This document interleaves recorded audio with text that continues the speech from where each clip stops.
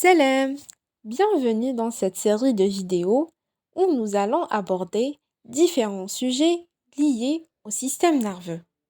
Dans la vidéo d'aujourd'hui, nous allons comprendre comment le système nerveux dialna est-il organisé et aussi quelle est sa fonction principale. Au fait, كيما على بالنا, nos pensées, nos actions et مشاعر ديالنا, c'est-à-dire nos émotions, repose sur la fonction qu'a le système nerveux. Comment cette fonction est-elle assurée? C'est ce qu'on voit dans ce schéma. Il y a une information sensorielle que le système nerveux doit intégrer. Avant d'intégrer cette information, il doit la recevoir. Donc la première fonction, c'est recevoir l'information sensorielle. La deuxième fonction, c'est intégrer cette information, donc la traiter, puis déterminer l'action à entreprendre. Et la dernière fonction, c'est donner cette réponse motrice, c'est-à-dire l'action motrice. Donc, le système nerveux va recevoir l'information sensorielle. Cette information sensorielle peut être interne ou bien externe. Donnons des exemples. Une information externe, c'est comme les lumières, les différents sons, la chaleur, le froid, etc. C'est tout ce qui est dans notre environnement. L'information sensorielle interne, c'est tout ce qui se passe à l'intérieur de notre organisme. Par exemple, des sensations de douleur, la sensation de faim, etc. La deuxième fonction, c'est l'intégration. C'est ce qu'on appelle intégration nerveuse. La troisième fonction, c'est la réponse motrice. Donc, il va répondre à l'information sensorielle. Par exemple, je suis au volant, je vois le feu rouge, c'est-à-dire c'est l'information sensorielle. Ensuite, mon cerveau va l'interpréter, c'est-à-dire il va l'intégrer. راح نقول que le feu rouge signifie que لازم نحبس, je dois arrêter. Ensuite, mon pied, il va appuyer sur la pédale de frein. Hadia, c'est la réponse motrice. Voilà, donc les trois fonctions. J'ai vu un feu rouge, donc c'est l'information sensorielle. Mon cerveau a interprété que je dois arrêter et il a déterminé la réponse motrice qui est l'appui sur la pédale de frein. Passons à l'organisation du système nerveux. Notre système nerveux est divisé pour faciliter l'étude en système nerveux central et système nerveux périphérique. Le système nerveux central, représenté par l'encéphale et la moelle épinière, le système nerveux périphérique, représenté par les nerfs et les ganglions. Commençons par le système nerveux central. C'est l'ensemble des centres nerveux qui sont chargés d'assurer le bon fonctionnement des différents appareils. Comme on a vu la fonction du système nerveux, huma qui vont assurer l'intégration. D'accord, c'est la deuxième fonction. Où je fais le système nerveux central? Fait la moelle épinière et l'encéphale. L'encéphale contient le cerveau, le cervelet et le tronc cérébral. Le cerveau est formé par les deux hémisphères cérébraux. Le tronc cérébral est formé par le bulbe et la protubérance, le mésencéphale. Et enfin le cervelet qui est situé à la face postérieure du tronc cérébral. Passons au système nerveux périphérique.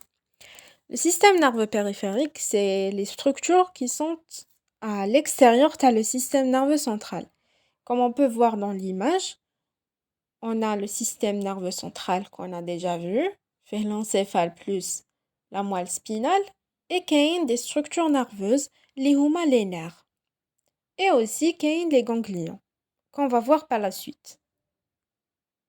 Donc, les nerfs peuvent être crâniens ou bien rachidiens. Les nerfs crâniens transmettent l'influx nerveux ou là, le potentiel d'action bin le cordiana, les différents organes et l'encéphale. Par contre, les nerfs rachidiens transmettent cet influx nerveux bin les organes ou la moelle spinale et non pas avec l'encéphale. Ce qui est ganglion, c'est les structures qui regroupent le corps cellulaire t'as le neurone. Donc le neurone a un corps cellulaire, a un axone.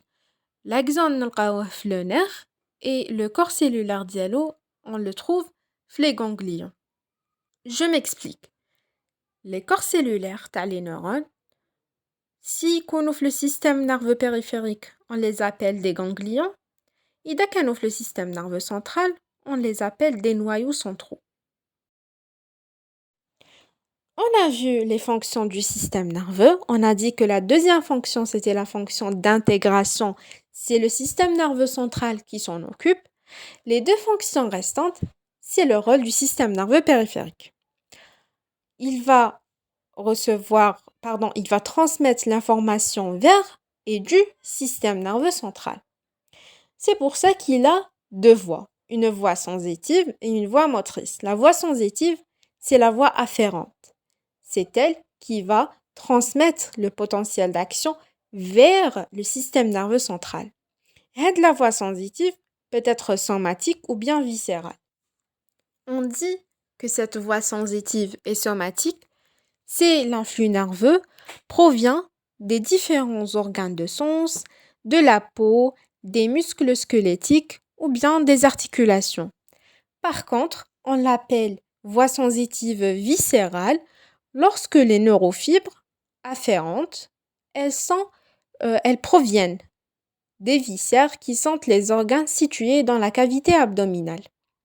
La voie sensitive renseigne constamment le système nerveux central sur les événements qui se déroulent tant à l'intérieur qu'à l'extérieur de l'organisme. La voie motrice, la voie efférente. Parce que les neurofibres transmettent l'influx nerveux du système nerveux central aux organes effecteurs. Elle comprend, elle aussi, deux parties. Un système nerveux somatique et un système nerveux autonome. Le système nerveux somatique fait des neurofibres motrices somatiques qui vont acheminer les potentiels d'action, mais le système nerveux central, les organes effecteurs, les huma des muscles squelettiques. على بها نعيطولو un système nerveux volontaire. خاطرش يسمح لنا باش نقومو des actions volontaires et d'une façon consciente. Par contre, le système nerveux autonome fait des neurofibres motrices viscérales. Ils vont régler l'activité tachkon les muscles lisses et non pas des muscles squelettiques.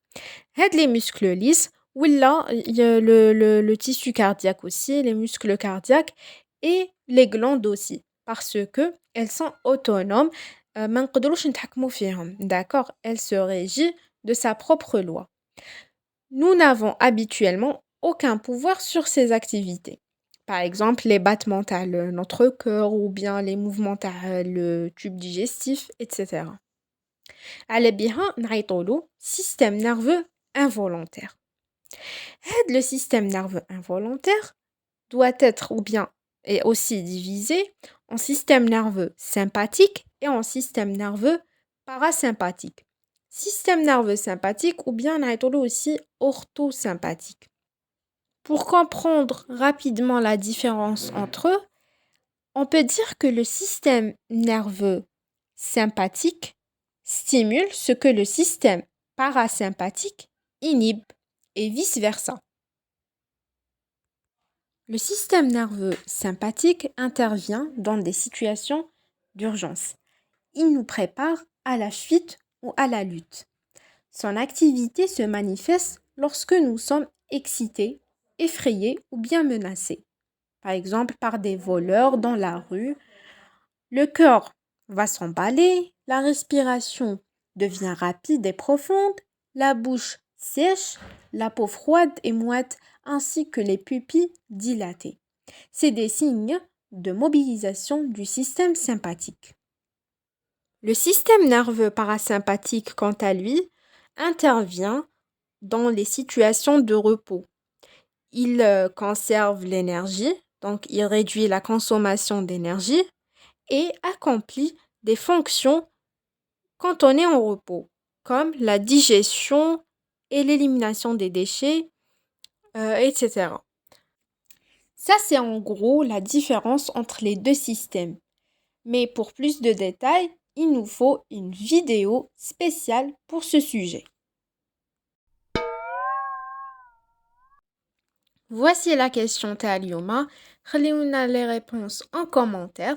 J'espère que vous avez compris en gros la structure تاع le système nerveux. Bon courage pour vos études si vous avez des examens et voilà, à très bientôt.